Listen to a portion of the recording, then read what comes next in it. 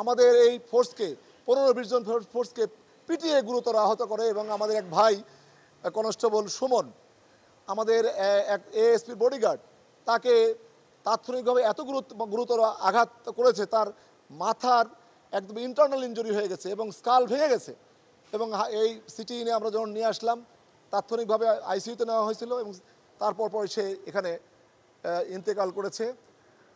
আমরা এর বাইরে একজন আইসিইউতে আছে, 20-25 জন এখনও বিভিন্ন হাসপাতালে তারা যন্ত্রণার সঙ্গে কাতরাচ্ছে। ওইখানে আমরা দলছুট হয়ে একটা দোকানের ভিতরে আশ্রয় নিই। তারপর হচ্ছে ওই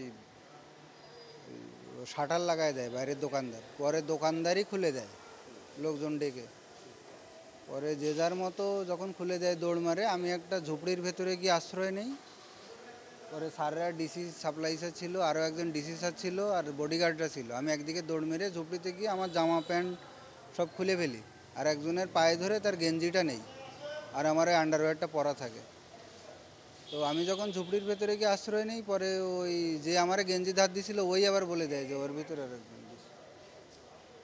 পরে পরবর্তীতে আমি দৌড়ায় এসে একটা ড্রেনের ভিতরে প্রায় 4 ঘন্টা আটকাইছিলাম। পরে ভাসতে ভাসতে চলে আসছি খাল দিয়ে। সন্ধ্যার একটু পরেই শুনি যে একজন পুলিশ মারা গেছে। আমি উপর থেকে নিচে এসে দেখছি তাকে। কিছুক্ষণ পরে দেখি আমার বোনটাও আসছে। সে খুব চিল্লাফালা। তোর লোকজনের কাছে শুনছে যে কী হয়েছে, বলছে ওনার যে পুলিশ মারা গেছে ওনার হাজবেন্ড। তখন আমি আর কি ওদের পাশে থাকি। ওনার একটি মেয়ে, তো বয়স হবে 5 থেকে 6 বছর। হ্যাঁ, অবশ্যই খারাপ তো লাগবে, যেহেতু আমার তো বোন হয়। সে তো কারণ হ্যাঁ, উনি তো ভালো ছিল।